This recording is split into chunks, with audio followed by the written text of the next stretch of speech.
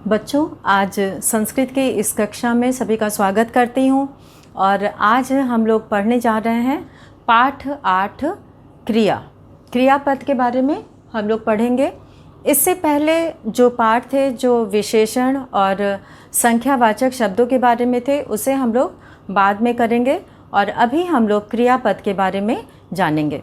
इससे पहले हम लोगों ने संज्ञावाचक शब्दों के बारे में जाना था, और उसके बाद सर्वनाम शब्द के बारे में प्रथम पुरुष के सर्वनाम सह तौ ते, और मध्यम पुरुष के सर्वनाम त्वम युवाम यूयम, और उत्तम पुरुष के सर्वनाम शब्द जो अहम आवाम और वयम है। तो इन सब के बारे में जाना था, और इनका जो है वो 7 विभक्तियों में रूप चलता है, और अस्मद युष्मद, तो ये सब पूरे जो है रूप वो अलग अलग अर्थ में प्रयोग किए जाते हैं। जिस तरह से कर्ता कारक प्रथमा विभक्ति होता है, कर्म कारक द्वितीय विभक्ति होता है, तो उन शब्दों का प्रयोग जो है वो अलग अलग प्रत्यय लगने से उनका रूप बदल जाता है, और अर्थ अलग अलग अर्थ में ये कारक का प्रयोग होता है।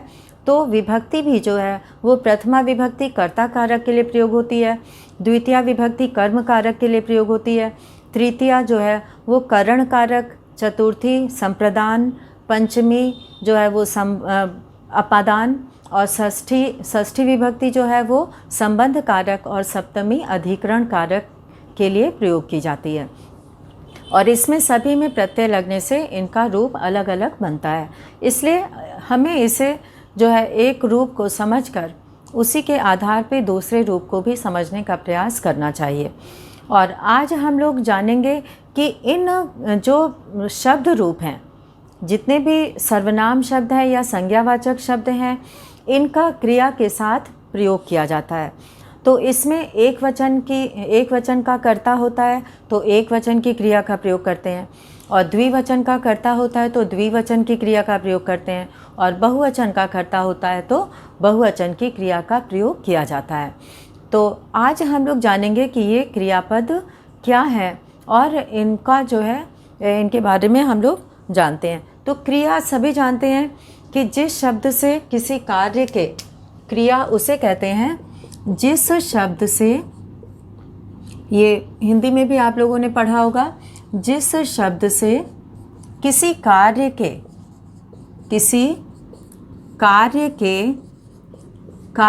करने या किसी कार्य के करने या होने का पता चलता है, कि कार्य हो रहा है, होने का पता चलता है, उसे क्रिया कहते हैं।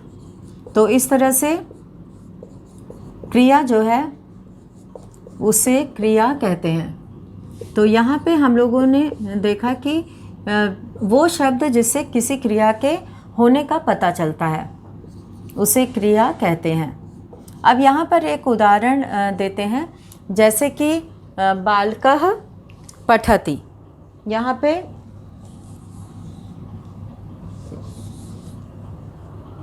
पे एक उदाहरण देते हैं, जैसे कि गजः चलति। यहाँ पे हाथी चलता है। गजः का अर्थ होता है हाथी, और चलति का अर्थ होता है चलता है। तो ये एक वचन का कर्ता है और ये एक वचन की क्रिया है। तो यहाँ पे गजः का अर्थ तो ये संज्ञावाचक शब्द हो गया, गजः यानी हाथी, और ये क्रिया है। चलति जो है ये क्रिया है, और चलति शब्द से हमें पता चलता है कि हाथी जो है वो चलने का कार्य कर रहा है। कौन सा कार्य कर रहा है? चल रहा है, वह चलने का कार्य कर रहा है। इसीलिए गजः चलति, ये यहाँ पे चलति क्रिया है, और ये जो है ये संज्ञा है, कर्ता है। ये कर्ता है और ये क्रिया है, ये संज्ञावाचक शब्द है, और यहाँ पे ये कर्ता है। कर्ता कारक का प्रयोग इसमें हुआ है, एक वचन का प्रथमा विभक्ति का, तो ये कर्ता है और ये क्रिया है। तो चलति शब्द से यहाँ पे ये क्रिया का पता चलता है। अब है धातु। तो यहाँ पे हम लोग उदाहरण देखें। अब यहाँ पे हम लोग देखेंगे कि धातु क्या होती है। क्रिया के मूल रूप को धातु कहते हैं।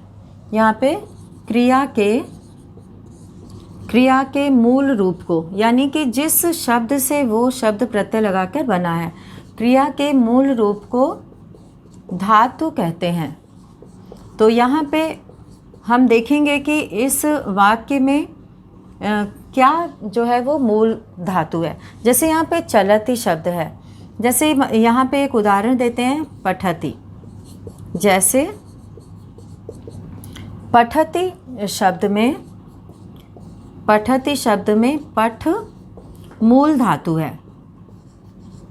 पठ क्या है? ये मूल धातु है और इसमें तिंग प्रत्यय लगने से यहाँ पे पठति शब्द बना है। तो यहाँ पर अब हम लोग यहाँ पे देखेंगे कि इसी तरह से लिखति शब्द में लिख धातु से बना है और पठति, ये पठ, इसमें मूल धातु है और जब इसमें प्रत्यय लग जाता है तो इसका रूप बदल जाता है। तो क्रिया के मूल रूप को धातु कहते हैं और ये बहुत सारी धातुएं हैं, जैसे पठ धातु, लिख धातु, चल धातु, धाव धातु। धाव मतलब दौड़ना, चल मतलब चलना। इसमें चलती में चल जो है वो मूल धातु है। यहाँ पे चल जो है वो मूल धातु है। तो इसमें जब प्रत्यय लगता है तो उसका रूप बदल जाता है और चलती शब्द प्रथम पुरुष एकवचन में बनता है। तो अब इस तरह से हम लोग देखेंगे कि आगे जो है पठति शब्द इसी तरह से लिखति, गच्छति, धावति, खादति, ये सभी रूप बन जाते हैं। अब हम लोग यहाँ पर लिखेंगे कि धातु प्रत्यय। अब आगे हम लोग देखेंगे कि ये धातु प्रत्यय क्या होते हैं। हम लोग प्रत्यय बताते हैं कि इसमें प्रत्यय लगा हुआ है, तो क्रिया से धातु रूप बनाने के लिए जो प्रत्यय प्रयोग किए जाते हैं, धातु से क्रियापद बनाने के लिए, धातु से क्रियापद बनाने के लिए जो प्रत्यय प्रयोग किए जाते हैं या लगाए जाते हैं जो प्रत्यय लगाए जाते हैं उन्हें धातु प्रत्यय, जो प्रत्यय लगाए जाते हैं उन्हें धातु प्रत्यय कहते हैं। तो ये जो है धातु प्रत्यय कहते हैं। अब इसके बारे में हम थोड़ा सा बताना चाहेंगे यहाँ पर कि धातु से क्रियापद बनाने के लिए, यानी कि जो धातु किसे कहते हैं, मूल रूप को धातु कहते हैं। जैसे कि पठति शब्द में पठ मूल धातु है, तो इन मूल धातु में जो धातु है, इससे क्रियापद बनाने के लिए जब हम उसका वाक्य में प्रयोग करेंगे प्रत्यय लगाकर, तो जो प्रत्यय लगाए जाते हैं उन्हें धातु प्रत्यय कहते हैं। तो यहाँ पर हम लोग देखेंगे कि इसमें जो है वो पूरे 18 प्रत्यय होते हैं, जिसमें कि जो है तिंग प्रत्यय इसमें लगाए जाते हैं और जिसमें आत्मनेय पद में 9 प्रत्यय होते हैं और परस्मयी पद में 9 प्रत्यय का प्रयोग किया जाता है। और इसमें जो है पूरे 9 प्रत्यय इसलिए होते हैं क्योंकि ये इसमें 3 पुरुष होते हैं और 3 वचन होते हैं, और इसीलिए इसमें 9 प्रत्यय आत्मनेय पद का और 9 प्रत्यय परस्मयी पद का होता है। और अभी हम लोग यहाँ पर प्रयोग देखेंगे, परस्मयी पद में इसका प्रयोग देखेंगे कि धातु से जो है वो प्रत्यय जो लगाए जाते हैं वो जो है धातु प्रत्यय कहलाते हैं। अब जैसे कि यहाँ पे पठ धातु है, यहाँ पे हम लोग देखेंगे ये धातु जो है वो जिस तरह से हिंदी में वर्तमान काल, भूतकाल और भविष्यत काल होते हैं, वैसे ही ये प्रत्यय अलग अलग लकार में होते हैं। अब यहाँ पे अलग अलग अर्थ में जो है, जैसे कि वर्तमान काल के लिए हम लोग प्रयोग कर रहे हैं, भूतकाल के लिए और भविष्यत काल के लिए। तो आज हम लोग ये 3 लकार देखेंगे जो धातु रूप में शुरू में जो सिखाए जाते हैं। तो वो सबसे पहले हम लोग देखेंगे लट लकार का प्रयोग। ये धातु रूप है यहाँ पे लट लकार। ये वर्तमान काल के लिए प्रयोग होता है। यहाँ पे लिख दे रहे हैं ताकि सभी को ये शब्द याद रहे कि वर्तमान काल के अर्थ में लट लकार का प्रयोग किया जाता है। और इस लकार में वर्तमान काल में हम लोग जो धातु रूप यहाँ पे पठ धातु का सबसे पहले हम लोग लेंगे, क्योंकि इसे पढ़ने में और इसे एक बार अगर हम एक का याद कर लेते हैं तो दूसरे को भी हम वैसा ही रूप बना सकते हैं, दूसरे जो मूल धातु है उससे भी रूप बना सकते हैं। तो यहाँ पे हम लोग पठ धातु ले रहे हैं। पठ जो है ये मूल धातु है और इसका अर्थ होता है ये मूल धातु है। मूल धातु कहने से मतलब होता है कि इसी में प्रत्यय लगाने से इसका रूप अलग अलग बनता है और इसका अर्थ होता है मूल धातु है, इसका अर्थ होता है पढ़ना। और यहाँ पे हम लोग आज सीखते हैं कि किस तरह से ये तीनों पुरुष और तीनों वचन में इसका रूप बनता है। तो यहाँ पे हम लोग इसका प्रयोग देखेंगे।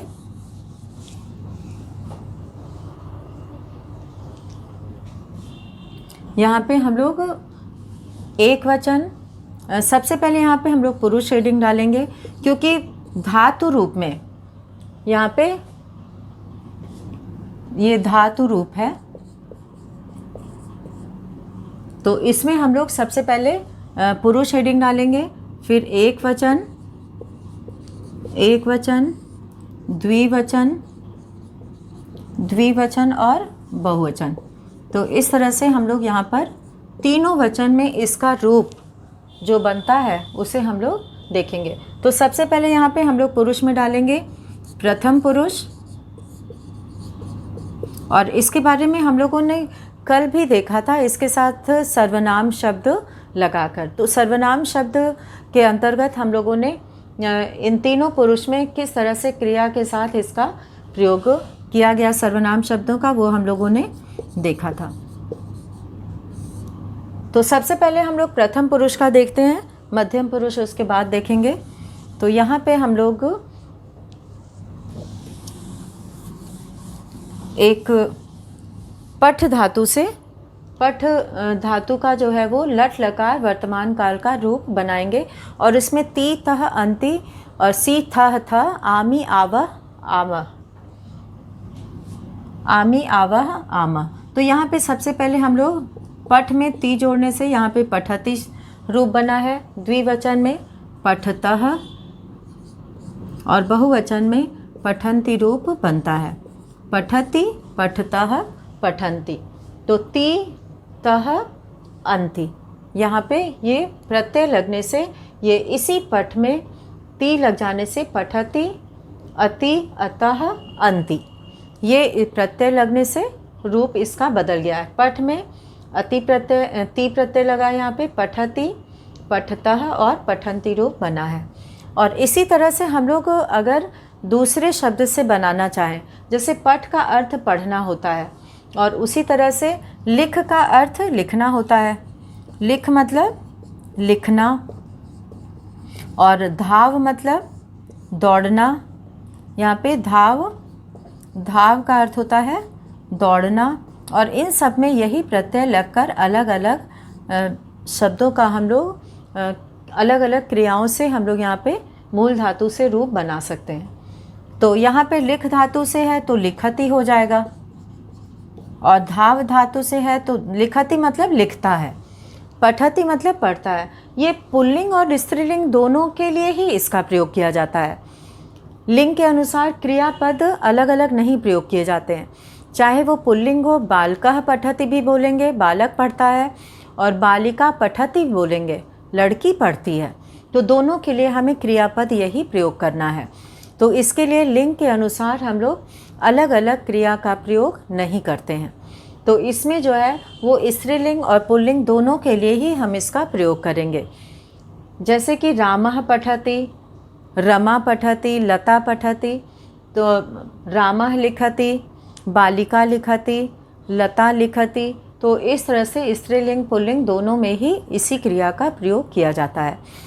लिंग के अनुसार ये अलग अलग क्रिया नहीं प्रयोग की जाती है। और यहाँ पे हम लोग अब लिखति हो गया, और धाव से धावती, यहाँ पे ती हमें इसमें जोड़ देना है, धावती। ये धाव मूल है, ये हलंत हट जाएगा और इसमें ती जुड़ जाएगा, धावती, धावती। और इसी तरह से लिखतः, लिखतः, धावतः। ये शब्द बदल रहा है, शुरू का शब्द बदल रहा है, लेकिन अंतिम उच्चारण ये सब में, इसमें भी ये है, इसमें भी ये है, इसमें भी ये है, केवल इसके नीचे का हलंत हट गया है। ये जो हल लगा है, ये हल यहाँ पर हट गया है। धाव में भी लगा है, ये जब हम प्रत्यय लगा देते हैं तो ये हट जाता है और ये इसमें स्वर जुड़ जाता है। तो अब यहाँ पे उच्चारण पे ध्यान देंगे, पठति, लिखति, धावति। और इसी तरह से यहाँ पे तह, द्विवचन में तह का उच्चारण आ रहा है, पठतः, लिखतः, धावतः। तो ये जो है, ये प्रत्यय लगने से ये रूप बना है द्विवचन का। और बहुवचन में इन्हीं की तरह शुरू में यहाँ पे अंति का उच्चारण आ रहा है, तो लिख से लिखंती शब्द रूप बन यहाँ धातु रूप बन रहा है, और धाव से धावंती। तो यहाँ पे हम लोगों ने ये अलग अलग शब्दों से अलग अलग रूप बनाया है। और इसी तरह से जो है वो प्रथम पुरुष का रूप जब अच्छे से याद हो जाए, इसमें ध्यान देना है, ती तह अंति, पठति, पठतः, पठन्ति। और इसमें कभी भी मूल शब्द में अगर यहाँ पे हल लगा हुआ है, ये हल अगर मूल शब्द में लगा है तो यहाँ पे नहीं लगाते हैं, क्योंकि यहाँ पे प्रत्यय जुड़ जाता है और इसलिए इसका रूप बदल जाता है। और अब हम लोग देखते हैं कि मध्यम पुरुष में किस तरह से रूप बनेगा। तो मूल शब्द का अगर अर्थ पता हो तो उस मूल शब्द के साथ इस तरह से जोड़कर हम लोग रूप बना सकते हैं। तो धातु रूप जो है वो इस तरह से बन गया। तो इसमें ध्यान देना है, पहले प्रथम पुरुष को अच्छे से समझना है, याद करना है, और उसके बाद फिर मध्यम पुरुष को। और प्रथम पुरुष के साथ हम बाद में बताएंगे कि किस तरह से हम लोगों ने सर्वनाम शब्द का प्रयोग करके, या प्रथम पुरुष में संज्ञावाचक शब्द भी आते हैं, तो यहाँ पे नाम का भी प्रयोग कर सकते हैं, रामः पठति या सह पठति। कल भी ये समझाया गया था, तो इसे हम लोग लास्ट में देखेंगे। अभी हम लोग मध्यम पुरुष और उत्तम पुरुष के बारे में जानते हैं। तो सबसे अब हम लोग यहाँ पे मध्यम पुरुष का प्रयोग देखेंगे कि किस तरह से क्रियापद बनता है मध्यम पुरुष में। अब पठति, पठतः, पठन्ति, ये प्रत्यय लगाने से ये रूप बना। और जितने भी मूल शब्द हैं जिनका कि रूप नहीं बदलता है, उन सब का रूप इसी तरह से चलता है। और ऐसे मूल शब्द, ऐसे धातु, मूल धातु हैं जिसका कि रूप बदल जाता है। जैसे कि गम धातु से गच्छति, गच्छतः, गच्छन्ति रूप चलता है, तो उसमें जो है वो रूप बदल कर होता है। लेकिन जब जिसमें ये मूल धातुएं नहीं बदलती हैं तो उनका रूप एक जैसा चलता है। तो यहाँ पे हम लोग करेंगे पठसि, पठथः और पठत। ये रूप बनता है सी थह थ। अगर हम ये ध्यान दे दें, ती तह अंति, सी थह थ, ये उन मूल धातुओं के लिए है जिसका कि रूप नहीं बदलता है, तो उसका रूप एक जैसा चलेगा। पठति, यहाँ पे पठसी है, लिखसी, धावसी, खादसी, तो यहाँ पे ये पहचान है इसकी। और अब हम लोग लिख धातु से बनाएंगे, लिख मतलब लिखना, तो क्या बन जाएगा, लिखसी। लिखथः, यहाँ पे बन जाएगा लिखथः, तो लिखथः अंतिम उच्चारण इसका वही रहेगा और यहाँ बन जाएगा लिखत। तो यहाँ पे विसर्ग रहता है थह और यहाँ पे केवल थ होता है, ये ध्यान देना है। और इसी तरह से धाव शब्द से धावसी।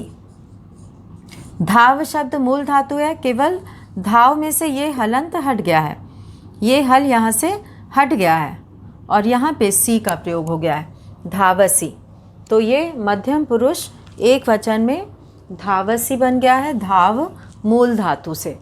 तो मूल धातु में प्रत्यय लगाकर क्रियापद बनाए जाते हैं। तो यहाँ पे धावसी और धावथः, धावथः और धावत, यहाँ पे विसर्ग नहीं लगाएंगे, ये बहुवचन की पहचान है। अगर विसर्ग लगा है तो वो द्विवचन की पहचान है, और अगर विसर्ग नहीं लगा है तो वो बहुवचन की पहचान है। तो इस तरह से हम लोगों ने 3 मूल शब्द पठ, लिख और धाव, इसका किस तरह से सब में सेम जो है एक ही तरह का उच्चारण है अंत में। इसमें थह, थह, थ, थ, और इसमें सी, पठसी, लिखसी, धावसी। पठथः, लिखथः, धावथः। यहाँ पे पठथ, लिखथ, धावथ। अगर हम पूरा उच्चारण करेंगे तो कभी भी इन शब्दों में लिखने में जो है वो त्रुटि नहीं होती है, कोई भी गलती नहीं होती है। तो यहाँ पे उच्चारण करेंगे पठथः, लिखथः, धावथः, और यहाँ उच्चारण करेंगे पठथ, लिखथ, धावथ। तो इस तरह से इसका उच्चारण अगर ध्यान दिया जाए तो लिखने में गलती नहीं होती है। और अब हम लोग देखेंगे कि उत्तम पुरुष में किस तरह से हम लोग क्रियापद बना सकते हैं मूल धातुओं में जो प्रत्यय लगाए जाते हैं। तो अब हम लोग उत्तम पुरुष, सभी को पता होगा कि उत्तम पुरुष कौन प्रयोग करता है। ये जो है वो वक्ता स्वयं के लिए प्रयोग करता है, अपने लिए, कि मैं जाता हूँ, मैं खाता हूँ, मैं पढ़ता हूँ, और हम दोनों पढ़ते हैं द्विवचन में और हम सब पढ़ते हैं। तो ये जो है वो उत्तम पुरुष में हम लोग यहाँ पे रूप बनाएंगे, और इसमें जो है अहम के साथ अहम सर्वनाम शब्द प्रयोग होता है। उत्तम पुरुष का सर्वनाम पुरुषवाचक सर्वनाम है, तो वो लास्ट में हम लोग सबके आगे सर्वनाम शब्द पुरुषवाचक सर्वनाम का प्रयोग करेंगे। तो अभी हम लोग यहाँ पर देखते हैं कि उत्तम पुरुष में आमी उच्चारण, पठामी पठ धातु है, इसमें पठामी, और यहाँ पठावह, और यहाँ पठामह। तो ये प्रत्यय लगने से ये धातु रूप जो है वो बनता है। और यहाँ पे उच्चारण पे अगर हम लोग ध्यान दें तो पठ धातु यहाँ पे आमी, पठामी, पठावह, पठामह, ये रूप बनता है। और अगर हम लिख धातु से बनाते हैं तो इसमें लिखामी हो जाएगा, लिख से लिखामी। आमी उच्चारण अंत में इसका आ रहा है, उच्चारण पर ध्यान देना है। पठामी, लिखामी, और धाव से धावामी। केवल अंतिम उच्चारण एक जैसा रहेगा, शुरू का शब्द बदल जाएगा। यहाँ पे मूल धातु है और उसमें आमी उच्चारण आ रहा है। तो पठ आमी, पठामी, लिख आमी, लिखामी, और धाव आमी, धावामी। अब इसी तरह से आवह, पठ आवह, पठावह, और अब हम लोग लिखामह करेंगे, पठावह, लिखावह। तो आवह उच्चारण यहाँ पर आ रहा है, तो लिख धातु से क्या हो जाएगा, लिखावह। आवह यहाँ पर आ जाएगा आमी, आवह, आमह इसमें आएगा लिखावह, और धाव से हो जाएगा धावावह, और यहाँ पे लिखामह, और यहाँ पे धाव से धावामह, लिखामह, धावामह, आमी, आवह, आमह। तो ये रूप है ती, तह, अंति, सी, थह, थ, आमी, आवह, आमह। तो इससे जो है हम लोग कई शब्द, अगर इसके बाद हम लोग चल शब्द लेते हैं तो चलामी क्या बन जाएगा, चलामी, चलावह, चलामह, चलामी। चल में हम लोग आमी जोड़ देंगे, चलामी, चलावह, चलावह, और चलामह। तो ये रूप यहाँ पे बन जाएगा। तो इस तरह से हम लोग क्रियापद में लट लकार वर्तमान काल का धातु रूप पठ धातु से, पठ जो है वो मूल धातु से, जिसका अर्थ होता है पढ़ना, पठ का अर्थ होता है पढ़ना, और ये क्या है, मूल धातु है। तो इसमें जो है वो प्रत्यय लगाकर ये लट लकार अर्थात वर्तमान काल, ये समझना बहुत ज़रूरी है। वर्तमान काल का प्रयोग करने के लिए हम लोग एक वचन का अगर करता है और प्रथम पुरुष का है पुरुषवाचक सर्वनाम या प्रथम पुरुष में नाम का संज्ञावाचक शब्द का भी प्रयोग करते हैं। तो ये हम लोग देखेंगे कि किस तरह से हम लोग संज्ञावाचक और ये पुरुषवाचक सर्वनाम का प्रयोग करते हैं इन वाक्यों में, इन क्रियापद के साथ। तो कर्ता हम लोग देखते हैं, कर्ता लगाकर किस तरह से 9 वाक्य बन जाते हैं। तो यहाँ पे सबसे पहले हम लोग सर्वनाम शब्द देखेंगे। तो प्रथम पुरुष में जो है वो सर्वनाम शब्द प्रयोग होता है सह, तौ, ते, त्वम, युवाम, यूयम और अहम, आवाम, वयम। तो यहाँ पे प्रथम पुरुष में यहाँ पे या तो सह सर्वनाम शब्द का प्रयोग करें या फिर किसी का नाम प्रयोग करें, जैसे कि रामः। तो यहाँ पे एक वाक्य बन जाएगा रामः पठति। रामः पठति, राम पढ़ता है, क्योंकि ये लट लकार है, ये लट लकार का धातु रूप है। तो इसमें जो है वो लट लकार वर्तमान काल के लिए प्रयोग करते हैं। तो यहाँ पे रामः पठति, रामः पठति का प्रयोग हो गया और इसकी जगह हमें लिखना है कि राम पढ़ता है। और अब हमें आगे वाक्य सर्वनाम शब्द लगा के बनाना है। तो हम लोग इसमें लिख धातु के प्रयोग से वाक्य बना सकते हैं। सह लिखति, वह लिखता है। रामः पठति, यहाँ पे रामः का भी रामः पठति उसके साथ भी इसका प्रयोग करेंगे और सह पठति। और ये पुल्लिंग का हो गया। स्त्रीलिंग में हम लोग यहाँ पे प्रयोग करेंगे सह की जगह पे स्त्रीलिंग में प्रयोग होगा सा। स्त्रीलिंग में सा का प्रयोग होता है, सह का पुल्लिंग में प्रयोग होता है और सा का स्त्रीलिंग में। तो सह का प्रयोग पुल्लिंग के साथ और सा का प्रयोग स्त्रीलिंग के साथ। सा पठति, वह पढ़ती है। यहाँ पे वह पढ़ती है। या लता पठति, लता पठति, लता पढ़ती है। तो यहाँ पे हम लोग ये संज्ञा शब्द लता के द्वारा हम लोग यहाँ पर वाक्य बनाएंगे लता पठति, लता पढ़ती है। इसकी जगह अगर लता की जगह हमें संज्ञा शब्द की जगह सर्वनाम शब्द लगाना है तो यहाँ हम बोलेंगे सा पठति, वह पढ़ती है। तो इसी तरह से हम लोग इसमें अलग अलग सर्वनाम का प्रयोग करते हैं और प्रथम पुरुष में ही केवल ये नाम का संज्ञा शब्द का प्रयोग किया जाता है। और इसी तरह से यहाँ पे तौ का प्रयोग करते हैं या ते का। पुल्लिंग में तौ और स्त्रीलिंग में ते यहाँ पे, और यहाँ पे पुल्लिंग में ते और स्त्रीलिंग में ताह का प्रयोग होता है। ते पठन्ति पुल्लिंग में बोलेंगे वे सब पढ़ते हैं। ताह पठन्ति वे सब पढ़ती हैं। स्त्रीलिंग में पढ़ती हैं करेंगे और पुल्लिंग में पढ़ते हैं। और इसके बाद हम लोग मध्यम पुरुष में ये स्त्रीलिंग पुल्लिंग अलग अलग नहीं होता है, ये दोनों में ही मध्यम पुरुष और उत्तम पुरुष में एक ही का प्रयोग किया जाता है, चाहे वो स्त्रीलिंग हो चाहे पुल्लिंग हो। जैसे यहाँ पे हम लोग त्वम का प्रयोग करते हैं, त्वम पठसि, तुम पढ़ते हो। युवाम पठतः, यहाँ पे युवाम तुम दोनों पढ़ते हो। और उसके बाद फिर यूयम पठत, तुम सब पढ़ते हो। ये वाक्य बन गया त्वम पठसि, युवाम पठतः, यूयम पठत। और यहाँ पे अहम का प्रयोग करेंगे, अहम पठामि, मैं पढ़ता हूँ। तो उत्तम पुरुष स्वयं के लिए प्रयोग करते हैं। और यहाँ पे हम लोग सर्वनाम पुरुषवाचक सर्वनाम का प्रयोग अहम का करेंगे, मैं पढ़ता हूँ। आवाम पठावा, हम दोनों पढ़ते हैं। और वयम पठामः, हम सब पढ़ते हैं। तो इस तरह से हम लोग देखेंगे कि यहाँ पर कितने सारे वाक्य बन गए हैं।